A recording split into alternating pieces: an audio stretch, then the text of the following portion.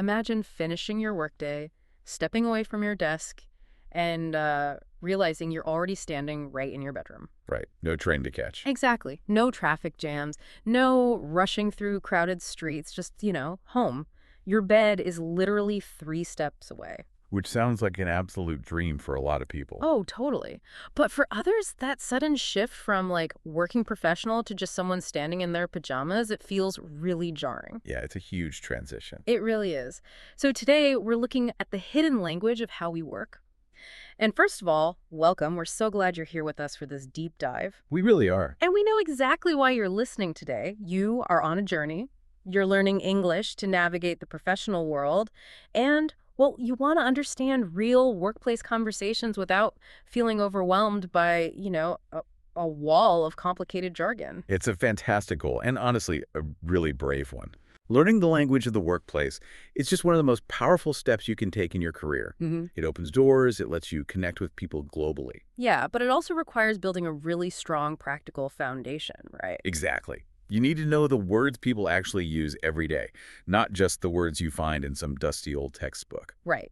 And that's what makes our focus today so practical. We're looking at the daily routines of two very different workers from our source text. Yes, we have Alex and Bella. Right. Alex, who works in a traditional office building, and Bella, who is a remote worker, meaning she works entirely from her home. So our mission today is really twofold. Yeah. First, we're going to extract the absolute most essential English workplace vocabulary from their routines. These are the words you truly, truly need to know. And second, we're going to explore the fascinating psychological contrasts between, Alex's traditional office life and Bella's remote life. But before we get into the actual vocabulary of the office or the home, we kind of have to build the foundation. Right, the grammar foundation. Yeah. There's a specific grammatical framework that anchors this entire discussion. It's called the present simple tense. The present simple. Now, I know the word grammar can sometimes sound a little intimidating. Oh, yeah. People hear grammar and they panic. Right. But this is actually a very friendly and highly useful tool. It's the core framework for talking about our daily lives. So why do we use this tense exactly? Well, we use the present simple to describe daily habits, routines, and things that are just generally true every single day. Okay. It's not about what you're doing right this exact second.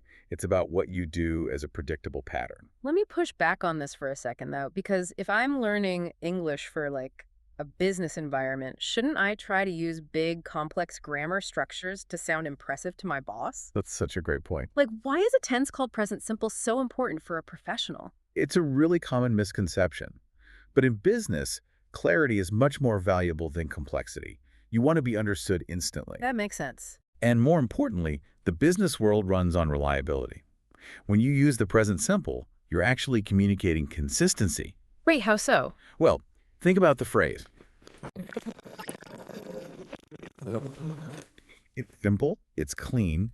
It tells your team that yesterday you started at 9, today you start at 9, and tomorrow you will probably start at 9. Ah, I see. It establishes you as a reliable professional. Exactly. Another great example is he drinks coffee at the office. Right. It's a habit. Yes. Understanding this grammar rule is basically your key to unlocking casual workplace conversations. When someone asks you about your job, you'll use this tense. Like, I work in a shop. Or I write emails. Or I attend meetings. Exactly. Okay, let's unpack this. Every single workday, no matter what kind of job you have, it begins with a transition. Yes, that morning shift. Right. We have to move from our personal time, sleeping, eating breakfast, brushing our teeth, into professional time.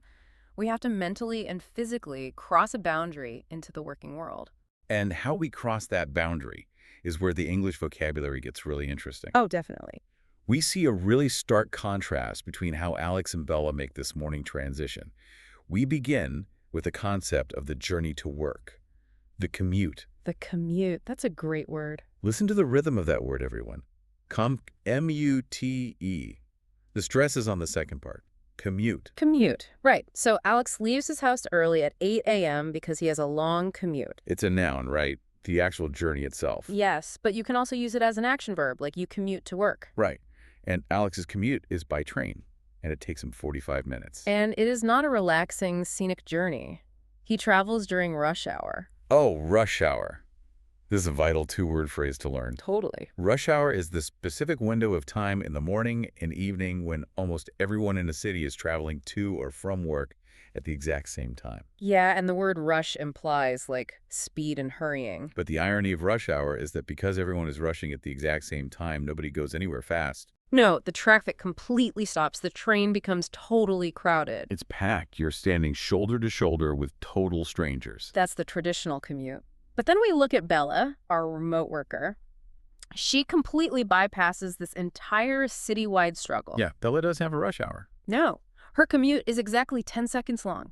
She simply walks from her bed to her desk. A 10-second commute. It really is like a science fiction teleportation device. Yeah. You just blink your eyes and boom, you're at the office. It's wild, but honestly, I have to challenge this idea that Bella's setup is flawless. Oh, how so? Well, yes, Alex has a 45-minute train ride. Yes, he's squished against strangers.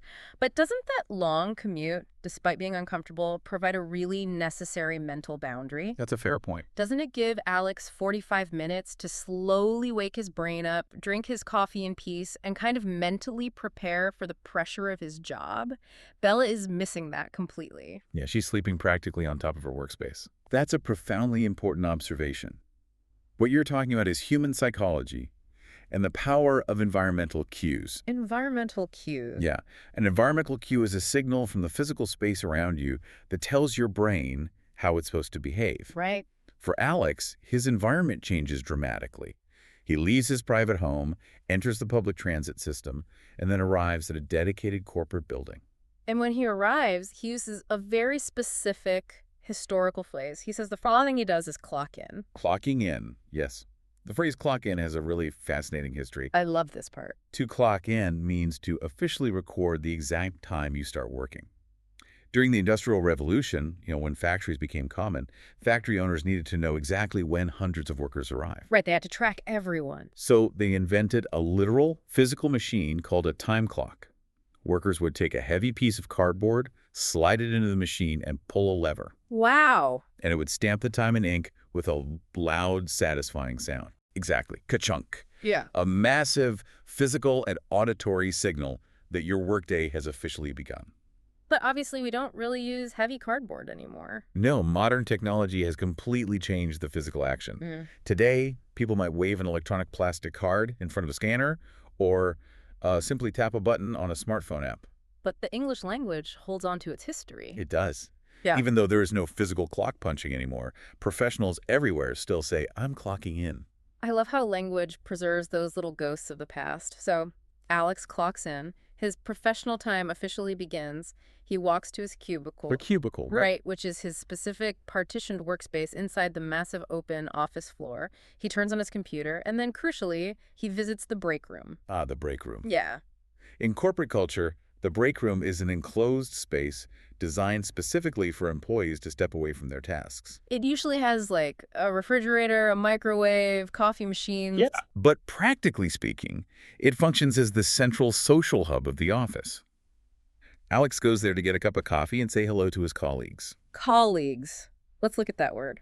It's a slightly formal but very common word for coworkers. Right, the people you share your professional life with. Listen to how it sounds, everyone. Colleagues. And this connects perfectly back to your point about environmental cues earlier. Oh, right. Alex has a physical cubicle to tell his brain, focus, we are working.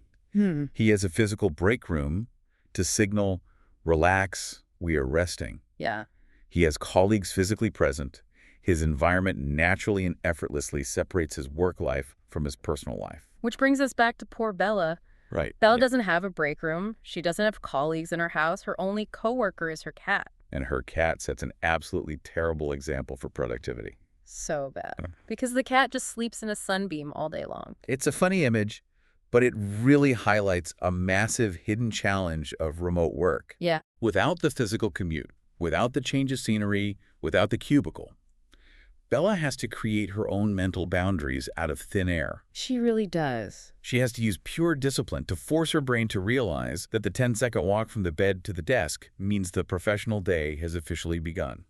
And once that boundary is crossed, whether it takes 45 minutes on a crowded train or just the 10-second walk in your socks, the workday truly begins. And the focus immediately shifts away from coffee and transitions into the pressure of actual output, delivering results. We see this instantly in Bella's morning routine, right? We do. First thing in the morning, she tackles her digital inbox. She checks her emails. Now, she notes that she receives about 30 emails every single morning before she even opens her computer. 30 emails. That is a heavy cognitive load to wake up to. Just a wall of text demanding your attention. It really is.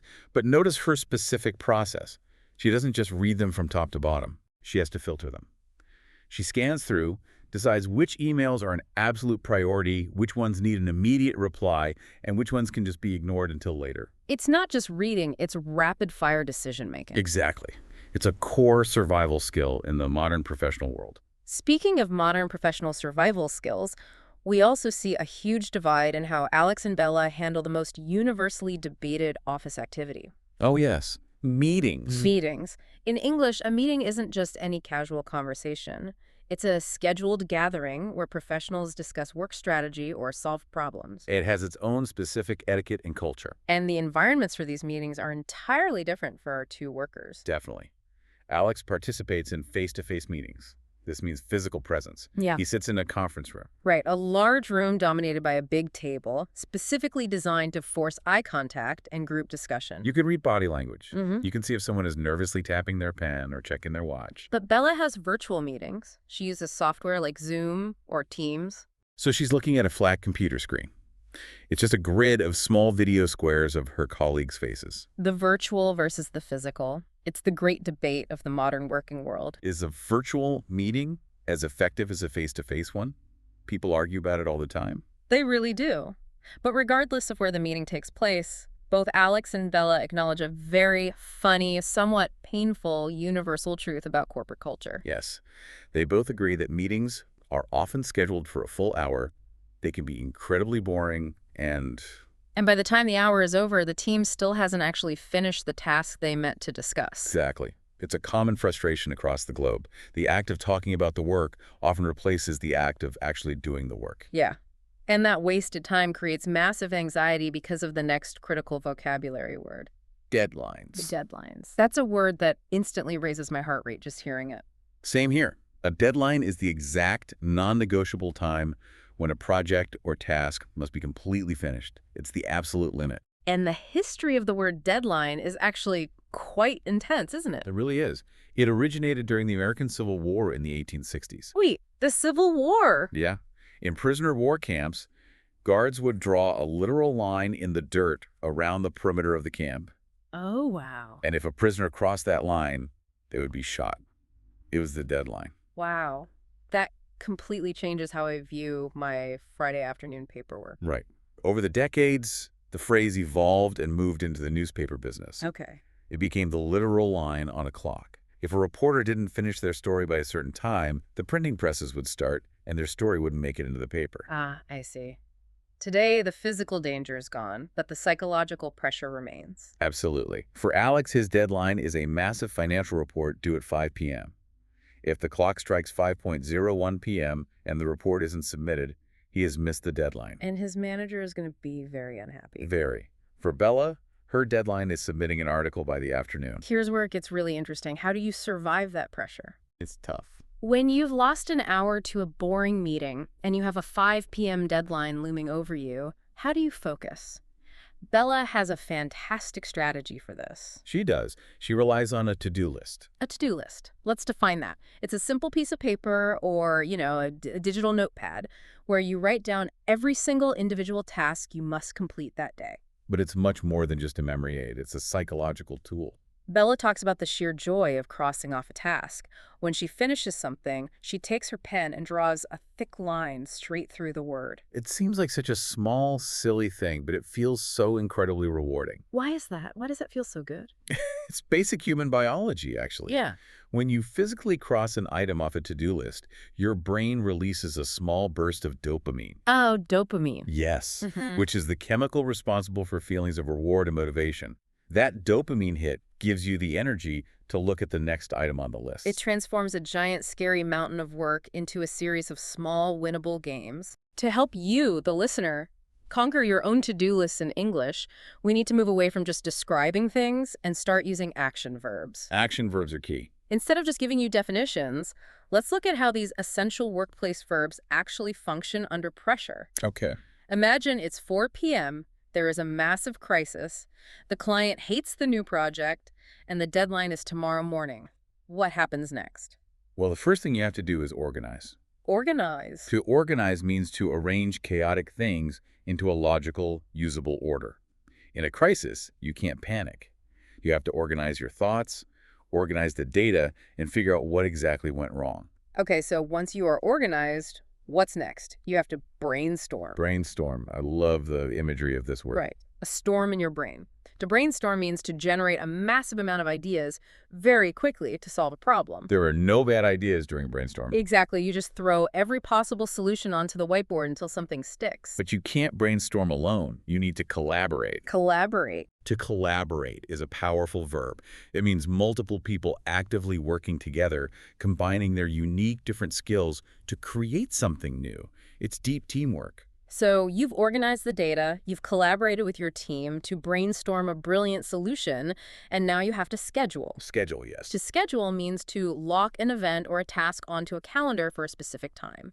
You schedule a follow-up meeting with the angry client for 9 a.m. the next day to present your brilliant new solution. Organize, brainstorm, collaborate, schedule. That is the rhythm of getting things done. It really is. What's fascinating here is how Bella talks about the word collaborate. Yeah, she jokingly calls it a fancy corporate word for working together. Right. But there is a deep irony in her situation. Mm-hmm. She's defining this vibrant, team-oriented word, yet she's sitting entirely alone in her bedroom. Oh, that's so true. It highlights a difficult truth about remote work. To truly collaborate, remote workers have to work twice as hard to communicate. Because they can't just lean over a desk and ask a quick question. Exactly. Everything has to be typed, scheduled, and formalized. And all of that formal communication, the typing, the virtual meetings, the intense brainstorming under the shadow of a 5 p.m. deadline, it naturally drains your battery. Humans are not machines. Right. You simply cannot maintain peak focus for 8 hours straight. It is biologically impossible. Which is why the midday reset is so critical. The way you handle the middle of your day dictates whether you will succeed or crash in the afternoon. So true. Let's look at Alex. At 12:30 p.m., it's time for lunch. But he doesn't just eat a sandwich quietly at his desk. No, he goes to a nearby cafe with his colleagues, specifically to engage in small talk. Small talk. This is one of the most important cultural concepts for any English learner to grasp. Absolutely essential. Small talk is light, casual conversation. It's chatting about the weather, asking if someone saw the big football game last night, or discussing a popular new movie. But the absolute most important rule of small talk is what it is not about. Precisely. Small talk is strictly, explicitly not about work. You do not discuss the 5 p.m. deadline while waiting in line for a coffee. Right. I always explain small talk like a mental stretching exercise. Imagine you're at the gym lifting incredibly heavy weights. After your workout, you wouldn't just drop the weights and instantly sprint to your car. No, you would stretch. Your muscles need a transition. Exactly. Small talk is that stretching exercise for your brain. It's a low-impact warm-up before you start working, or a cool-down after a stressful meeting. It keeps your social muscles loose without straining your analytical work muscles. That's a perfect way to look at it. You are giving the stressed problem-solving part of your brain a rest, while keeping the human communicative part engaged. Yeah. Furthermore, in English-speaking corporate cultures, small talk is how trust is built. People want to do business with people they feel comfortable around. Right. If you can chat effortlessly about the weather, it builds a foundation of trust that makes collaborating on difficult projects much easier later on. But even with a great lunch and excellent small talk, biology always wins. Oh, yes, it does. There's a universal phenomenon that strikes almost every office worker in the world. The dreaded afternoon slump. The afternoon slump. This is that heavy, lethargic, incredibly slimpy feeling that crashes into you, usually around 3 p.m. Why does it always happen right at 3 p.m.? It feels like clockwork. It is clockwork. It's a combination of two biological factors. Okay. First, it's your circadian rhythm, which is your body's internal 24-hour clock. Most human bodies naturally experience a dip in alertness in the mid-afternoon. Which is historically why many cultures, like in Spain or parts of Latin America, developed the tradition of the siesta, a scheduled afternoon rest. Exactly. And second, if you've just eaten a heavy lunch, your body redirects energy away from your brain and toward your digestive system to process the food. Oh, that makes sense. Your blood sugar spikes and then dramatically drops. The result is that you just want to crawl under your cubicle desk and take a nap. The 3 p.m. slump is a formidable enemy. So how do our characters fight it?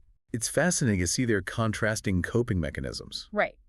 Alex tries to fight biology with chemistry. He relies on consumption. When 3 p.m. hits, he grabs a piece of chocolate or brews another strong cup of tea. He knows he still has 2 hours until his 5 p.m. deadline, so he forcefully injects his body with sugar and caffeine to spike his energy levels back up. It's a very common office survival tactic, but it's often a short-term fix that leads to a bigger crash later. Definitely. Bella takes a completely different approach. Right. She doesn't consume anything. She changes her environment and her physical state. When the slump hits, Bella steps away from her screen and takes a 10-minute walk outside in the fresh air. She breathes in the oxygen, gets her blood moving, and she says it naturally clears her mind and helps her focus again. But there's a really profound layer to Bella's walk that goes way beyond just getting fresh air. Bella admits something vulnerable in the text. Yes. She says, working alone can be lonely, so the walk helps me see other people. If we connect this to the bigger picture, it reveals one of the most significant challenges of the modern remote work era. Which is? Office workers like Alex receive human connection entirely by default. He just has to stand up and walk down the hallway to the break room, and human interaction is waiting for him. Yeah, he gets small talk, laughter, and community without putting in any effort. Right. Remote workers like Bella have to intentionally manufacture those social connections. She has to schedule her humanity. Think about that. That's wild. If she doesn't actively put on her shoes, open her front door, and walk down the street to look at other human beings, her only physical companion for the entire day is a sleeping cat. That 10-minute walk isn't just about waking up her brain for work. It is absolutely vital for her emotional well-being and mental health. Which perfectly sets the stage for the final phase of the day. How we manage our energy in the afternoon, whether we push through with a sugar rush or take a walk to reconnect with humanity, directly dictates how successfully we can execute the final and often most difficult task of the workday. Yes, stopping. Knowing how and when to stop working is an art form. In our story, it is 6 p.m. The scheduled workday is over. But for Alex, a decision has to be made regarding working overtime. Overtime. This term refers to working beyond your normal, legally scheduled hours. Right. If your contract says you work until 5 p.m. and you stay at your desk typing until 7:30 p.m., those 2.5 extra hours are overtime. Now, Bella asks Alex a very practical, important question. She asks, do you get paid more for that? And Alex's answer is very revealing. He says, sometimes. Yeah, depending on your country's labor laws and the specific type of contract you have, overtime might mean extra money in your paycheck, or it might just be expected as an unpaid part of corporate culture. But crucially, Alex states that he prefers to go home on time. He values his personal time more than the potential of extra money. When 6 p.m. hits, he wants out. And here we witness the final brilliant contrast in vocabulary regarding how they execute their exit strategy. Remember, in the morning, Alex clocked in. When the day is done, the physical ritual is reversed. Alex shuts down his computer, says goodbye to his colleagues, and he clocks out. He clocks out. He officially, definitively records that his professional time has ended. The heavy machinery of the day powers down. But Bella, living in her entirely digital remote world, uses a different verb phrase. She doesn't clock out. She logs off. Logs off. Logging off means she actively signs out of her computer, closes her work applications, and severs her connection to the company server. And she mentions a vital detail for her survival. She intentionally tries not to check her smartphone for work messages for the rest of the evening. So what does this all mean? Well, when we look at the physical act of Alex clocking out versus the digital act of Bella logging off, I have to ask a serious question. Okay, what is it? Is it actually much harder for Bella to truly leave work behind than it is for Alex? Think about the mechanics of it. Alex physically leaves the corporate building. He leaves the desktop computer sitting on a desk miles away. But Bella's work applications, her corporate email, her team messaging software, they live right there on the exact same smartphone that she uses in her personal time to text her friends or look at recipes. The office is permanently in her pocket. It is an incredibly difficult boundary to maintain, and it requires immense mental discipline. Yeah. For Alex, physical distance creates the boundary for him. The train ride puts miles between him and his emails. Right. For Bella, only willpower creates the boundary. Every single time her phone buzzes in the evening, she has to actively choose not to look at the work notification. This constant daily battle of willpower is exactly why Bella introduces the crucial concept of work-life balance. Work-life balance. It is exactly what it sounds like, but it's incredibly hard to achieve. It's the attempt to balance the heavy, demanding weight of your professional career with the healthy, beautiful things that make up your personal life. And Alex strongly agrees with this philosophy. He notes that a healthy work-life balance isn't just a luxury, it is essential for long-term health. The text outlines exactly what the life side of that scale should contain. You must reserve time and energy for your family, for your personal hobbies, and as he points out directly to you, the learner reserving the mental energy needed to learn English. Yes. If you give 100% of your brain to your employer, you have nothing left to invest in your own growth. You absolutely need time to unwind. I love this word, to unwind. It's like a great word. Imagine a piece of string that has been twisted tighter and tighter all day long by deadlines, meetings, and 30 morning emails. To unwind means to slowly let that tension release. It means to deliberately relax after a period of intense stress. And how do our characters do it? They have specific transition rituals. Right. Alex unwinds by putting on his headphones and listening to music on his train ride home. Think about how his environment has shifted.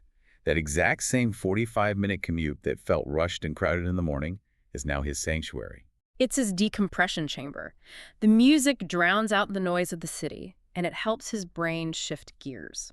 By the time he unlocks his front door, the office is a distant memory. And Bella, who has no train ride to serve as a decompression chamber, has to invent a physical ritual to signal to her brain that the workday is done. Right, she transitions out of work mode by going into her kitchen and cooking dinner. The physical, tactile act of chopping vegetables, the smell of the food, the heat of the stove, it forces her brain away from abstract digital emails and grounds her back in the physical world. Both characters, whether through music on a train or chopping vegetables in a kitchen, find a specific action to firmly tell their minds the professional day is closed. And just as their workday comes to a close, we are reaching the end of our deep dive today. But before you log off or clock out, it is absolutely essential that we lock in the foundation we built today. We really need to do a recap. Yes, let's do a clear, focused recap of the vital terminology we explored. These are the English words you need to carry into your next professional conversation. Let's review them. First, we have commute. Remember the rhythm, COM-M-U-T-E. It is the daily journey you make traveling to and from your workplace. Second, colleagues. Colleagues, the people you share your working life with, your professional peers. Third, deadline. That strict, non-negotiable time when a project or task must be completely finished or there will be consequences. Fourth, break room. The physical space in an office designed for employees to step away from their tasks, get coffee, and socialize. Fifth, small talk. Light, casual conversation about non-work topics, like the weather or sports, which is essential for building trust and relaxing the brain. And finally, work-life balance. The intentional, healthy division of your time, energy, and focus between your demanding professional job and your personal life. If you can master those 6 concepts and combine them with the simple, reliable structure of the present simple grammar tense, you will have an incredibly strong foundation to confidently describe your professional world in English. And to make sure you truly master them, we want to remind you of a small piece of homework. Yes, homework. Your call to action today is simple but highly effective. Take a piece of paper. Write down your own daily routine in English. Use the present simple tense. Tell us about your habits. Write things like, I start work at 8:30 a.m., or I commute by bus, or I brainstorm with my colleagues. And once you've written it down, don't just leave it on the paper. Find a friend, a colleague, or a language partner and share it with them. Speaking the words out loud, engaging in actual conversation, is how you turn practice into permanence. It's how the language stops being a lesson and starts becoming a part of who you are. This raises an important question. We have spent all this time looking at how Alex survives his busy physical office life and how Bella navigates her quiet digital remote life. Yeah. But language does more than just describe what is happening right now. The words we use actually shape how we view the possibilities of the world. They completely frame our perspective. Exactly. So if mastering these English words helps shape your view of the professional world, How might understanding these distinct lifestyles fundamentally change how you, the listener, visualize your own future career path? Wow. When you close your eyes and imagine the job you're working so hard to learn English for, what do you see? Yeah, will you seek out the chaotic, collaborative energy of a lively corporate break room filled with colleagues and small talk? Or will you build a life that demands the discipline but offers the peace of a 10-second commute across your bedroom floor? The beautiful thing is, this vocabulary gives you the power to choose and articulate exactly what you want. Remember, whether your daily journey is 45 minutes on a crowded subway train or 10 seconds in your slippers, the words you use to describe that journey matter. They absolutely do. Keep practicing, keep building that foundation, and keep moving forward. Until next time.